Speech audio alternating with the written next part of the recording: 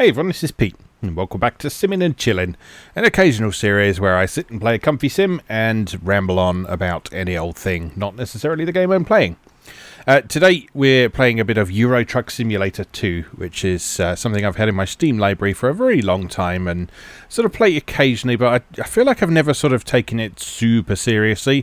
But over the course of the last few days or so, I've been playing it a little bit more and really enjoying myself, so I thought we'd go for a little drive today, go and enjoy ourselves, and I'm sure there's some stuff we can talk about along the way too. So I'm currently in Le Mans in France, where I've been doing a bunch of deliveries. The approach I've been taking with this sim at the moment, while I'm sort of building up enough money to be able to really kind of build a company and be able to hire some new people and buy some new trucks and stuff, is I've been sort of emphasizing visiting new places. So I've been deliberately taking deliveries that aren't necessarily the most lucrative, but which are taking me to places I haven't been before. So by doing that, I've managed to sort of spread out from my original base in Southampton in the UK, because yes, Southampton is in this game, albeit not in very much detail. Yeah, and here I am in France. So let's pull into Lisette Logistics here and see what they've got for us. So show me the freight market. You got Le Mans to Rennes. I've actually been to Rennes several times, so I'm gonna leave them be for now, I think. Let's go and visit some of the other local companies and see what they have to offer instead. If there's nothing better than that, then yes, of course, we'll go for them instead. But we have a couple of other options around here, so we need to tie ourselves down unnecessarily. So this is my truck. It's an Iveco truck.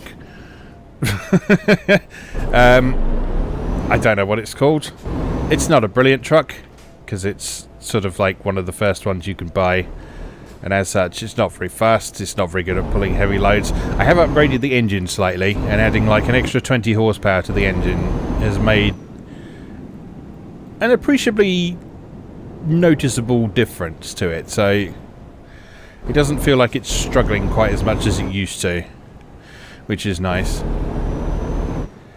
But I'm still either going to replace it or buy some more upgrades for it at the first opportunity. So I think when my profile reaches level 8 or so, I can get another engine upgrade for this, so we'll see what effect that has on the performance of it. Breaking the speed limit. Let's go and visit Baptiste over there. Anyway, yeah, so, I mean, like I say in the previous episode of this, my main reason for this series is just to have a bit of a chat, really, and ramble on about stuff. Update on the situation I talked about last time with our friendly internet troll. He seems to have departed, which is good, because we very much wanted to get rid of him. The funny thing was, like, before we got rid of him completely, he actually raised a support ticket with a completely different website that is sort of affiliated with us and advertises with us. And he actually complained to them about heavy censorship. And it's like, well, if there's heavy censorship on Bryce Digital today, I don't want to be a customer of you anymore. But yeah, I spoke to I spoke to the people at that site, and they were just like, we don't care if he's being a pain, then just get rid of him. So that is, I think, the end of that story, because we haven't heard anything from him since. Right, we're going from Le Mans to Le Havre, up to the north coast of France. So I've not been there before, so let's take that job. 出発します. Trailer's over there, so we're going to need to reverse in there. yeah, so that's all there is to say about that now. So thankfully, or perhaps sadly, depending on how much you enjoy a good bit of internet drama, yeah, that appears to be the end of the story, which I'm certainly not complaining about, because internet drama is exhausting and pointless, and frankly, I have better things to do, which is good. I'll tell you what, it is so nice. It is so nice to be able to write an article about VTubers without some twat coming into the comments going, I don't have VTubers, they're V-thoughts. That's so nice. It's so nice. It really is. Yeah, so other things worth talking about. We're in the middle of a heat wave here in the UK at the moment, as I think most of the rest of the world appears to be at the moment. Yes, so my sympathies if you, like me, are sitting here in your pants trying not to melt and failing, mostly.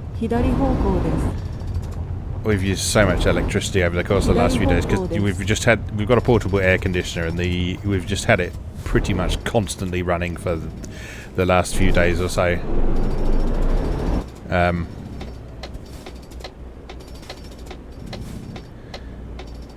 But it's worth it, believe me. It is worth it. What price can you put up on comfort? And the answer to that is approximately £4.50 a day. But, yeah, like I say, I don't begrudge spending a bit of money if it means that I'm not spectacularly uncomfortable. Because I do not deal well with heat at all. And I don't know if it's just that I deal worse with heat today than I used to, or if it really is significantly hotter than it used to be. I suspect the latter, with a little bit of the former as well. Either way, I do not like it when it's hot. And so we have the whole house with the curtains shut and the fans blowing and the air conditioning on in the bedroom when we're in there. Just trying our best to survive, you know?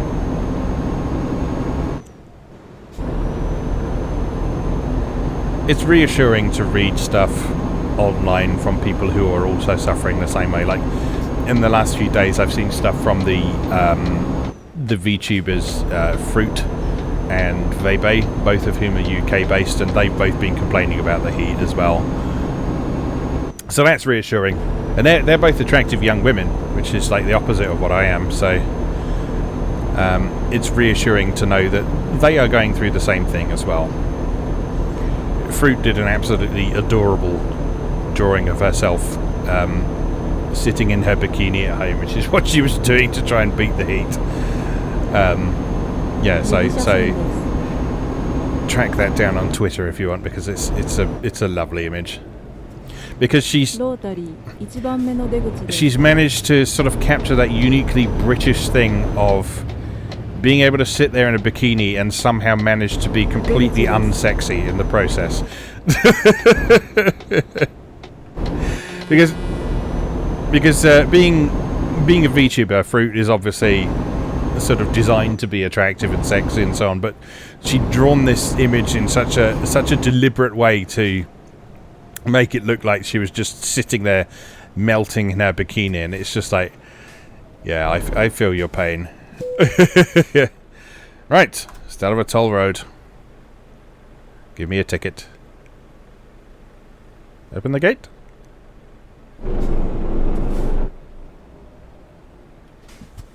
Thanks. Yeah, so other stuff that's been going on. Yeah, the weekend just gone, I played host to the Davison Cup, which I've mentioned a few times on these videos in the past.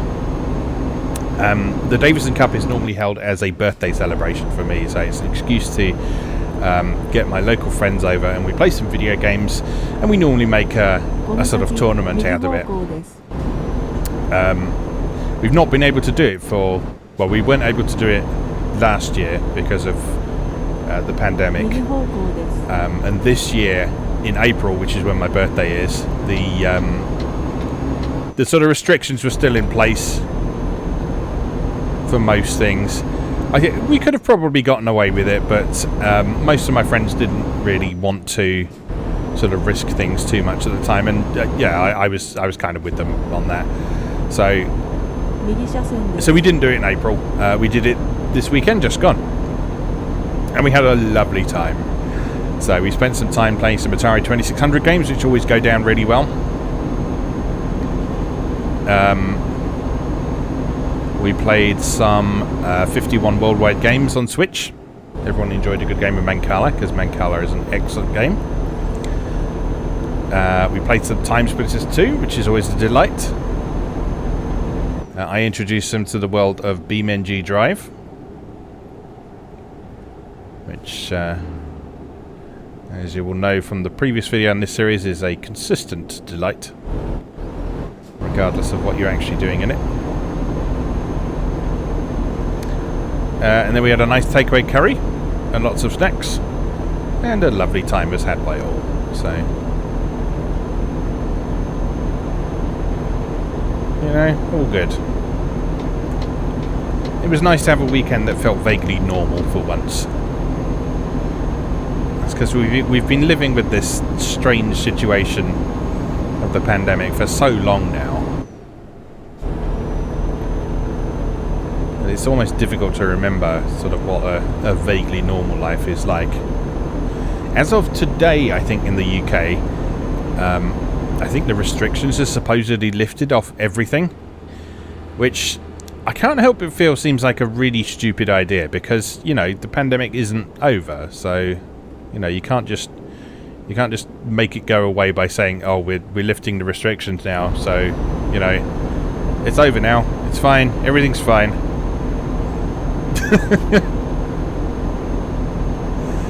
But it seems that that's what they're trying to do. So I suspect before long we'll be back in lockdown, enjoying whatever it is now, 3rd or 4th wave. But it is what it is. I got my second shot of the vaccine, I think, next week. So I'll be fully vaxxed up by then, which will be nice. I know it doesn't make you like completely fully immune, and it also doesn't mean that you can't carry the virus or the symptoms of it, but it is just reassuring to know that you've done everything you can to try and stay safe. I mean, me and my wife Andy, we're not going out if we don't have to. We're making sure we wear face masks, we're using hand sanitizer, all that sort of thing. We're not doing it to an obsessive degree or anything like that, but we're just taking sort of sensible precautions, because, you know, it doesn't hurt anyone.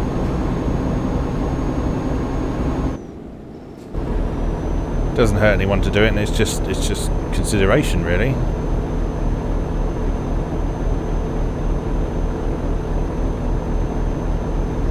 I've got to confess, it does sort of baffle me a bit to see the amount of people who are so vehemently against stuff like wearing face masks in shops and that sort of thing. It's like, yes, it's mildly inconvenient, but, you know, it's not really worth getting that upset over. So, oh, but our civil liberties. It's like, dude, if this is the worst breaching of your civil liberties you've had to experience, then, well, there's a few holiday destinations I could recommend for you, let's put it that way.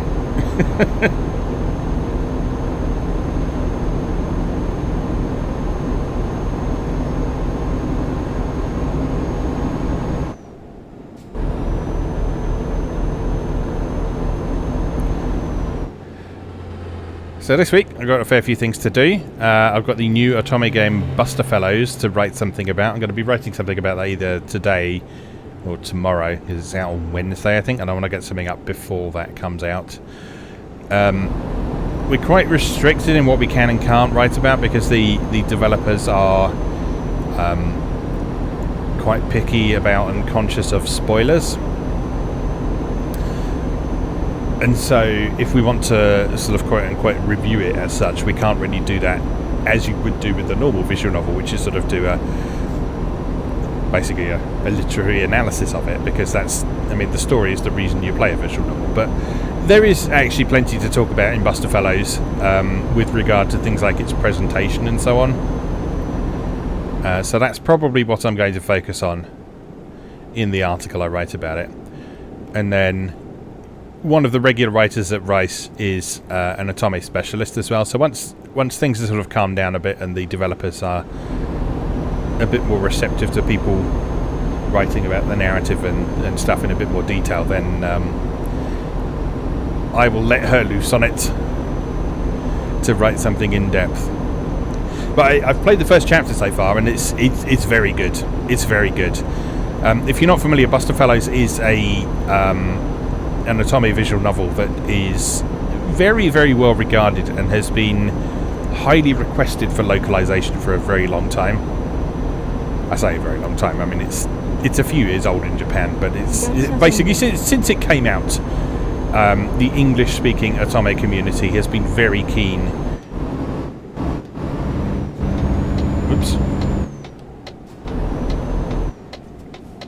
It's it'll teach me to not pay attention to what I'm doing.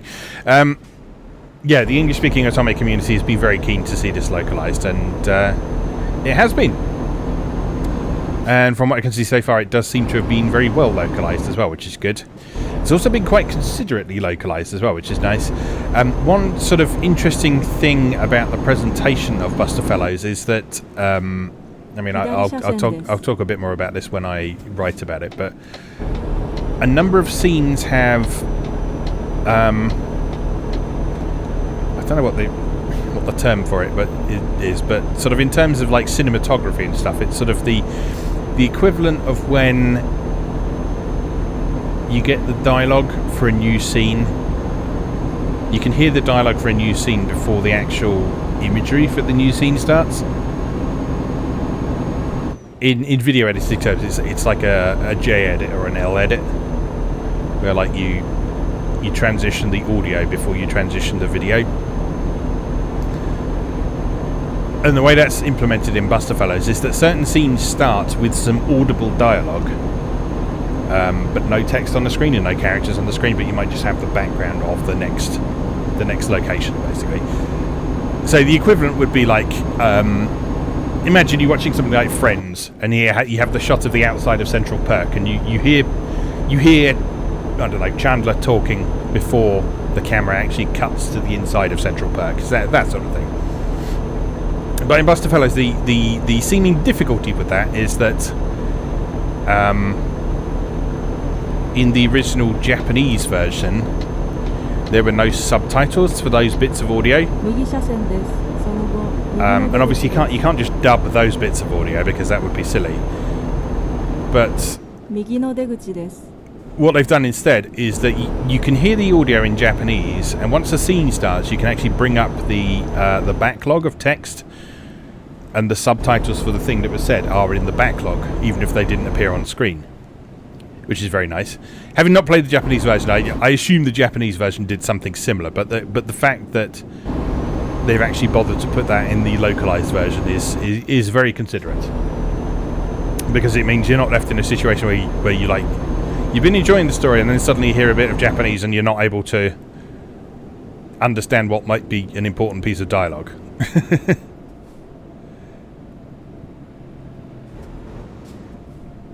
So that's good.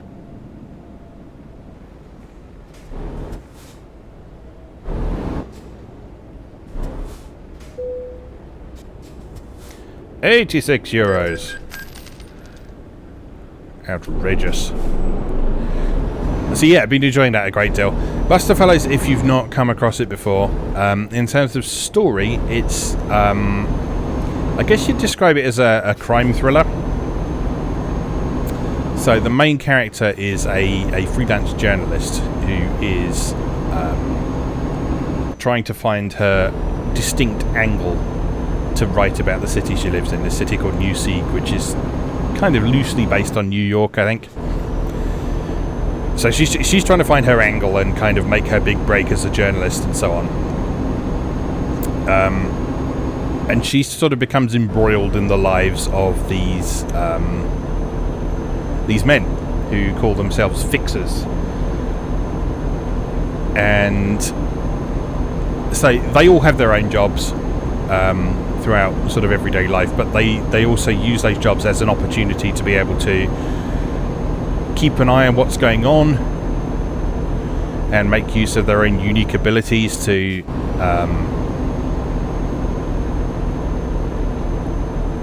sort of make life better for people, basically. So they do things that aren't necessarily legal, let's put it that way, but which are for the ultimate benefit of others.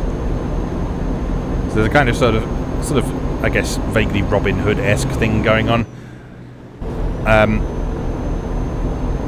But the heroine gets involved in this when she sees one of them get killed in the street. So she wanted to interview him because he's a hotshot lawyer in his sort of day job, if you like, and she wants to get an interview with him. And when she's trying to do that, she discovers that he's been killed. He just basically collapses in front of her, dead, with a gaping chest wound.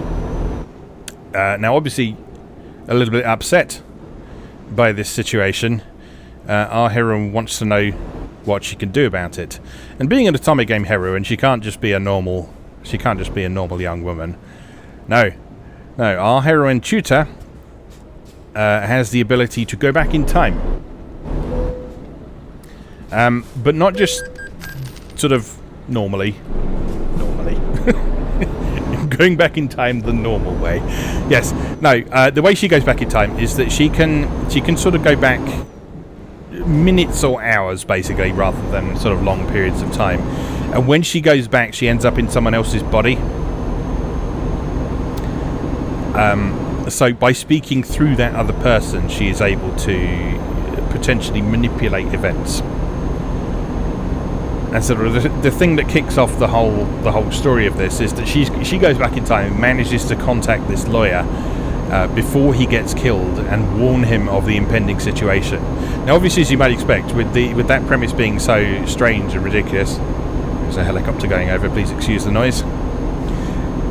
With how seemingly unbelievable that situation is, obviously they don't necessarily believe her right away, but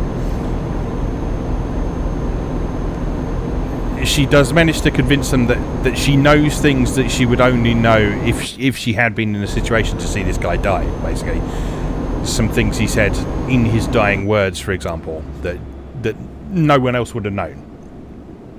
And so they know that there's something up with her, but also they have to sort of figure out that she's not working with their enemies. And so they basically recruit her, and she's more than happy to do that because she'll get a good scoop out of it. And thus begins a rip-roaring crime caper with plenty of silly nonsense to come, I'm sure. I say, at the time of recording this, I've only played the first chapter, and that's basically as far as we're allowed to talk about in terms of spoilers and stuff. So I can't speak any more about that either now or in what I write about. So yeah, if you want to know more, you'll have to discover it for yourself, basically, which I encourage you to do so, because so far it seems absolutely excellent. The presentation is beautiful. There's some absolutely gorgeous animated backdrops. The character design's really nice. The voice acting seems really good. There's some big names in there. Solid, catchy music. Yeah, it's a pretty exemplary visual novel from what I've seen so far. And there's lovely limited editions still available that come with some extra goodies. You can order those from Funstock.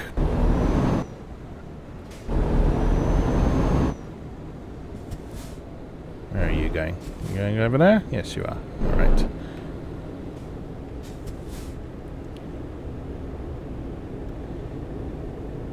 Yeah, so that is out on the 21st, which is the Wednesday after I record this. I'm recording this on the Monday. So yeah, I encourage you to give that a go. If you are a visual novel enthusiast, it's not just a Otome game, so it's not just for girls. It's for anyone to enjoy, really. And I encourage you to do so. Especially if you've not jumped into Otome games before, because they have a very distinctive feel to them, and it is not, as you might assume, just about romance. In fact, in my experience, Otome games seem to put the priority level of romance much lower than they do even on sort of typical galgay and eroge aimed at heterosexual men. So, because a lot of Otome games seem to have quite challenging narratives. They very challenging themes. They often deal with crime and sort of the darker side of humanity and that sort of thing. I mean, yeah, there is romance in there. Don't get me wrong, but oops, just kicking the camera there. Yeah, they do have romance in there. Don't get me wrong, but yeah, I don't know. It just feels like the sort of emphasis is less on the romantic side of things and more on the interesting, compelling, and often rather dark storylines as well. Which I'm all for, because I love a good dark storyline. Particularly when the dark elements are sort of unexpected. Which they often are in Otome games, because they often have this sort of lovely, nice, cute, colourful presentation. And oh no, I'm not. I'm. You know what? I'm going to give it a go. I'm terrible at reverse parking trailers, but for your entertainment, I'm going to give it a go. Because to be honest, parking here actually looks slightly easier than parking over at the back point by the fence. Anyway, let's bring this round like this.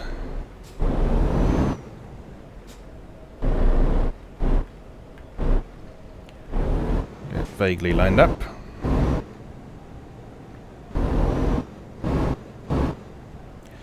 Yeah, so BUSTAFELLOWS, you should get it.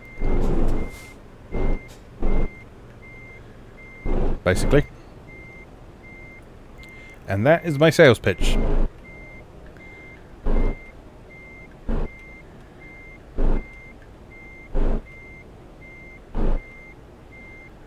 I'm concentrating now. This is such a difficult thing to do.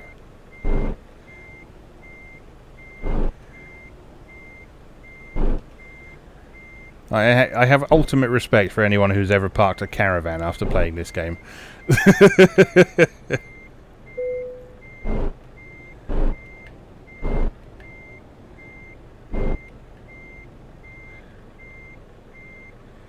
Because I get it. Because like you don't just go straight backwards. Like, if you're parking a car, if you're reverse parking a car, you just go backwards. If you've got a trailer, no. Going straight backwards is far too easy. Oh, you know what? I've done it. I've actually done it. That is the first time I've done a proper parking in Euro Truck Simulator 2. And you were here to witness it. To be fair, I had lots of space and that was quite an easy one. But that is the first time I've successfully achieved that. And you get quite a lot of extra experience points for doing that, which is nice. Hooray! Level 7. Right, I'm going to add a long distance skill point, which means I should be able to get some longer jobs.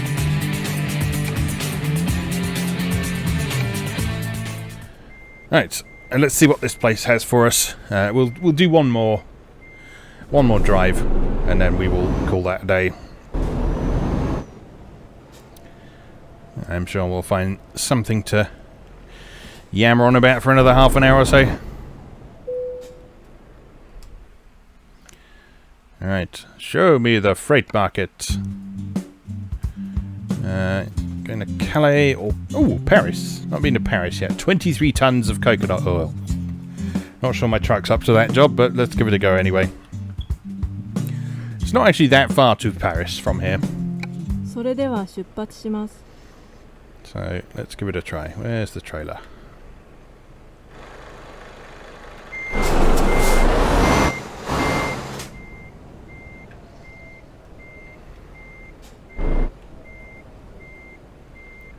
Right there. Okay. Bring me your 23 tons of coconut oil. I'll get it where it's going. It might be quite slow, but I will certainly get it where it's going.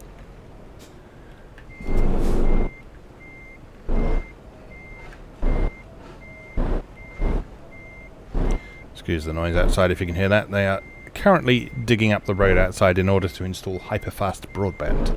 This is very exciting because we will be able to have hyperfast broadband when that happens. We've already got fibre optic broadband, but apparently this is even faster and sort of more consistent than the Virgin fibre that we've got right now. So that's going to be exciting, because having a speedy fat broadband pipe is always nice.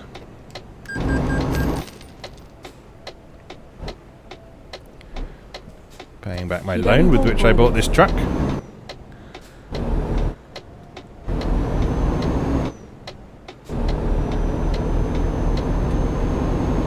Right, 114 miles. If it wasn't already clear, then both the time and the distances in this are considerably compressed, so it's not real time at all, and it's not a one-to-one scale.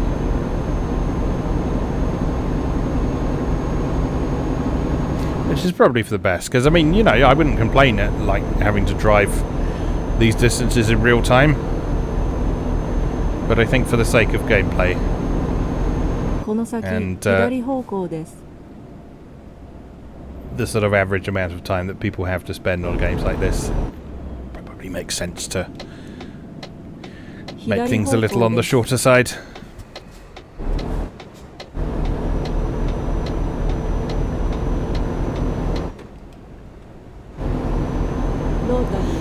But yeah, I wrote a bit about this in my Patreon blog recently, but I've been playing quite a few of these sort of transport simulators recently, because they really appeal to me on a sort of primal level, because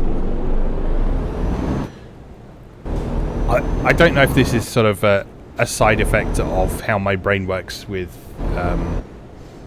Asperger's syndrome and all that sort of thing, but... Ooh, hello. I have a real love for sort of the multi-sensory experience of transport. So you know that people say that they like travel, and what they really mean is that they like going on holiday and they like going to new places. I actually like the travelling bit. So I like getting into a train or a bus or an aeroplane and sort of experiencing that means of transportation and all the multi-sensory experiences that go with that kind of travel. I like Euro Truck Simulator because it's a form of travel that I probably wouldn't have the chance to experience otherwise. So driving in a big truck. And it's got a certain amount in common with being on a bus.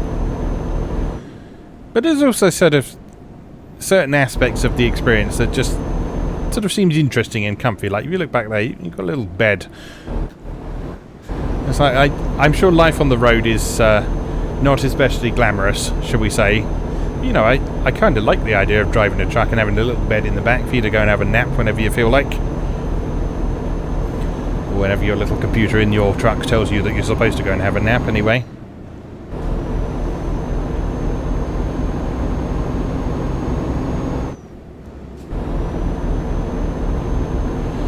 But yeah, what I mean by multi-sensory things is it's like a combination of the sights and the sounds and the smells and all that sort of thing. And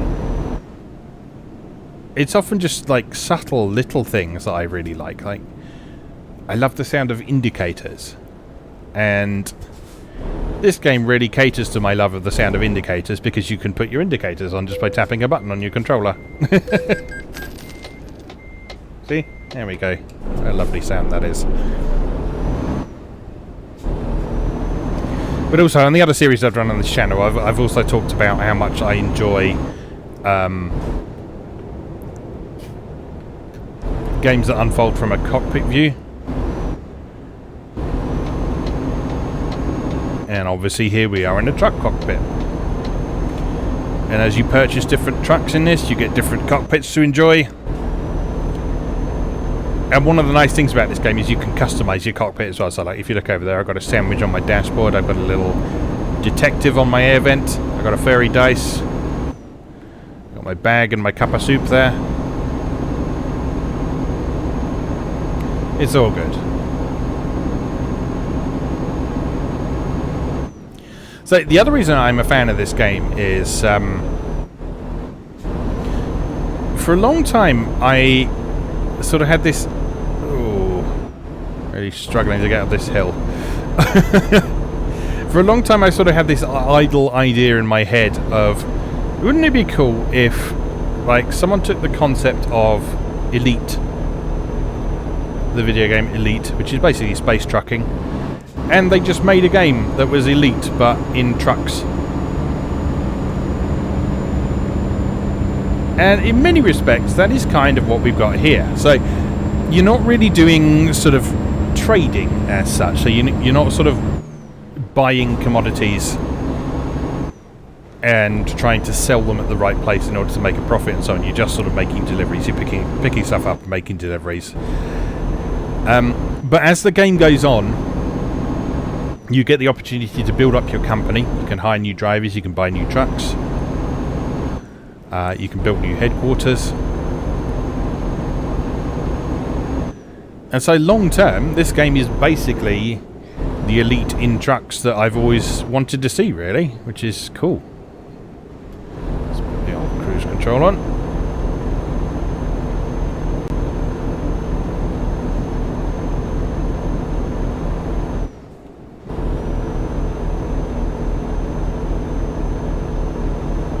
And I'm all about that because I'm surprised that no one explored that idea sooner, because it I guess part of it is sort of the level of detail necessary to make it convincing. Because like you could have done this a lot sooner with a sort of Vanishing Point style perspective, but it wouldn't have been nearly as interesting as this game with its full 3D environment. And yes, this game's world does have its limitations, so you can't go off-road. There's barriers and invisible walls all over the place, so sort of there just isn't really anything beyond the limits of the roads that you're on in this. You can't go into the city centres because they don't exist in this.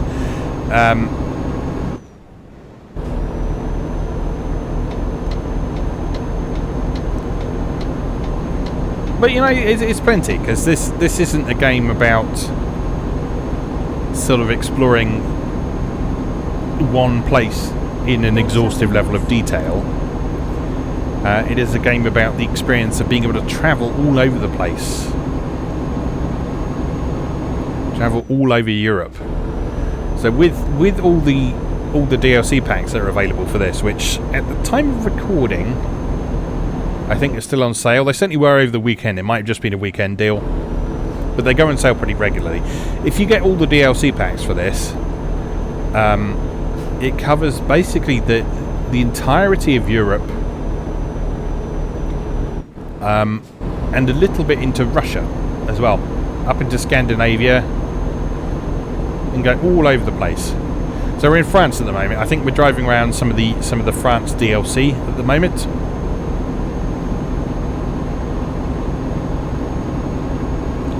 So the base game contains the UK, Germany, Netherlands, a bit of France, and Belgium, I think. Oh, and a bit of Italy as well. A little bit towards sort of southern Europe. But with the DLC, it both expands on the level of detail in the existing areas, like France, and also adds a considerable amount of new detail as well. So like some of the most significant ones are this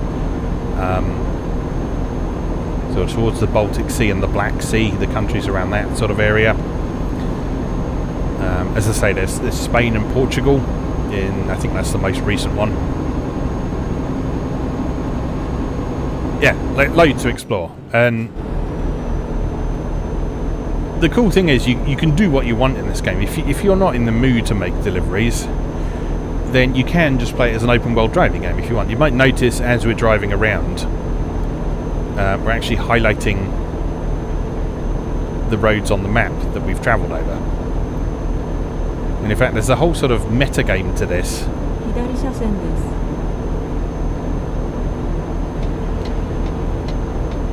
that involves trying to oh no, we can stay in that lane. There's a whole sort of metagame in this that involves trying to explore the entire map by basically painting all of it yellow. And there's something really satisfying about just that simple little thing there. It's just very pleasing to me.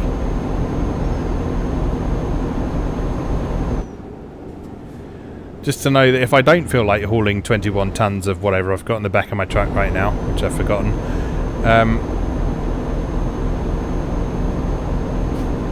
I can just leave the trailer behind and just go drive. And that is kind of the enduring appeal of this game for so many people. It's such a zen-like experience. Being able to sit down, drive a truck, have a lovely time, maybe chat to your audience while you're doing it.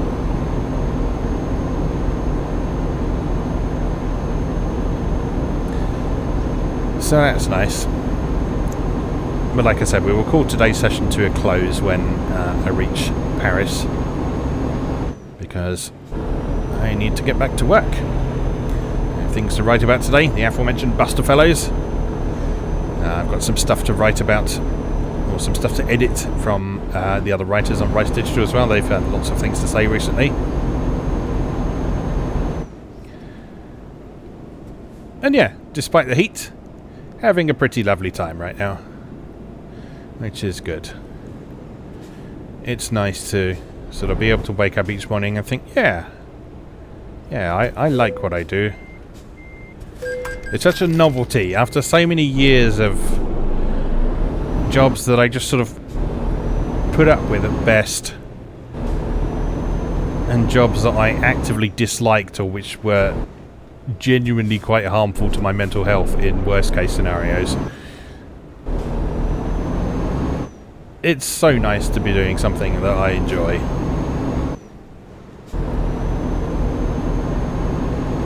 And I know it's all very well just saying, oh well, you should definitely do something you enjoy, and not everyone has the luxury of being able to do that.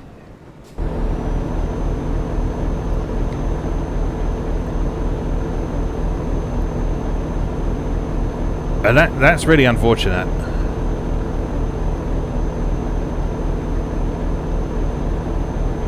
Because there is such a benefit.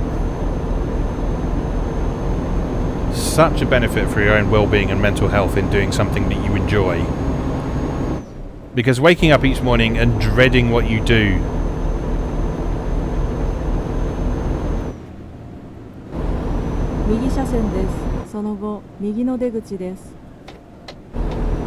waking up each morning and dreading what you do and going through your whole day with a negative attitude and thinking, I'm just doing this because I have to, it's not healthy.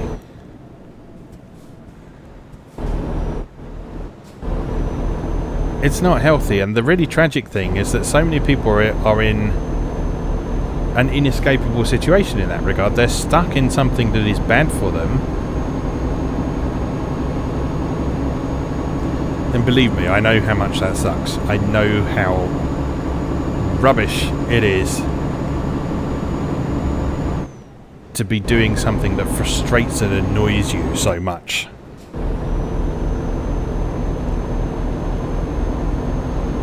And unfortunately, I know what it's like to be doing something so stressful that it has a really severe impact on your own mental health. Oops. ロータリー1番目の出口です。 Nudge the trailer on something there. No one will ever know. 出口です。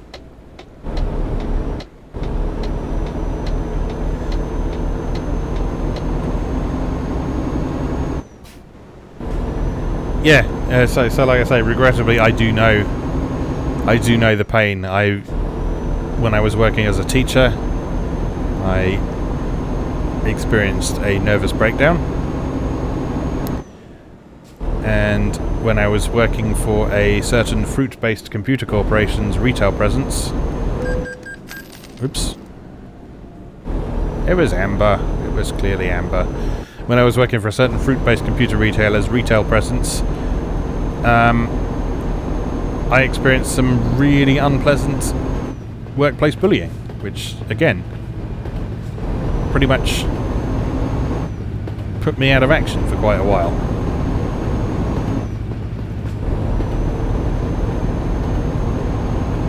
So like I say, it's all very well saying that if you're in a bad situation, you should get out there as soon as possible.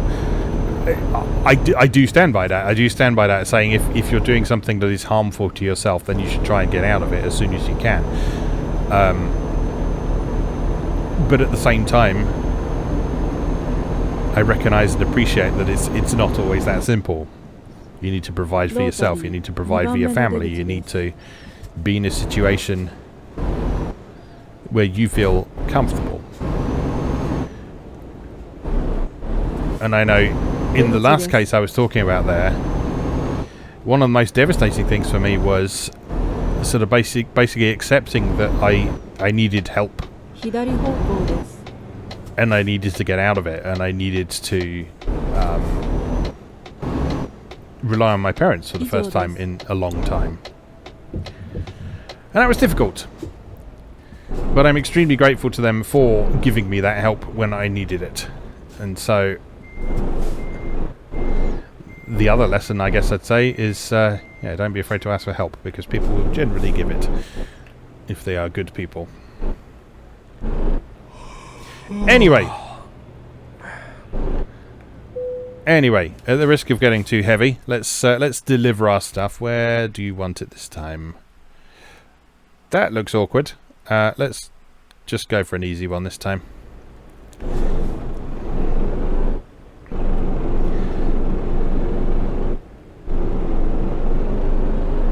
Yeah, so I think that's enough heavy conversation for now, but you know, it's worth talking about.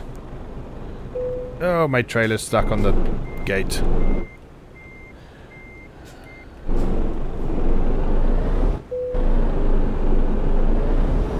Oh, what have I done? This is supposed to be the easy parking.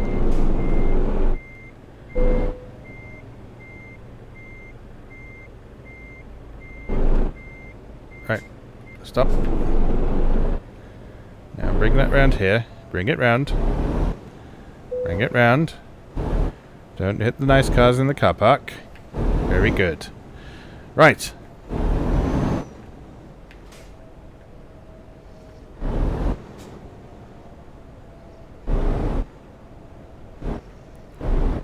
And then we just pop it in this space here. Just pop it right in.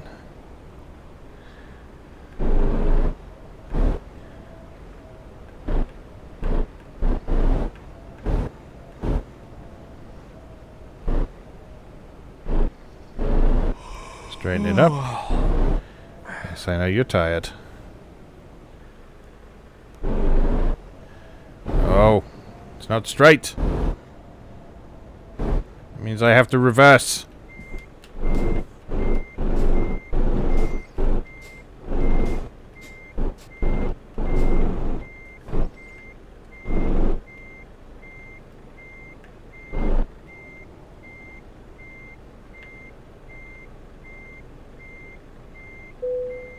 There we go. That'll do.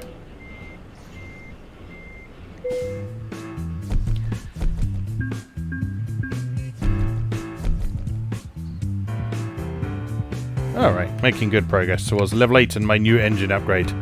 Okay, so just to wrap up for today, I'm just going to drive to somewhere where my trucker can get a bit of rest. because he needs it, as you can tell by the yawning sounds that keep coming up. That's not going to work, is it?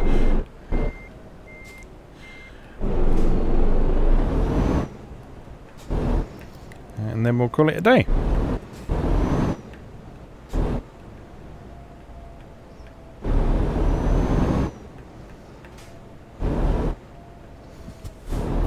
Yeah, going back to the job thing, I think one of the reasons this game appeals to me is that it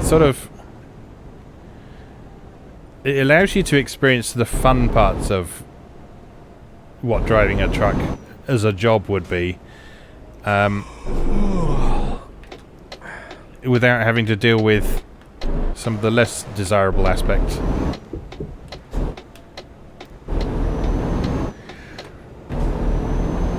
And in fact, in this game, if you so choose, you can actually turn off some of the less desirable aspects. You can turn off things like traffic offences and the fatigue system, and adjust various things about the handling of your truck and all that kind of thing. So you really can have the kind of experience that you want. But anyway, here's a nice place to park.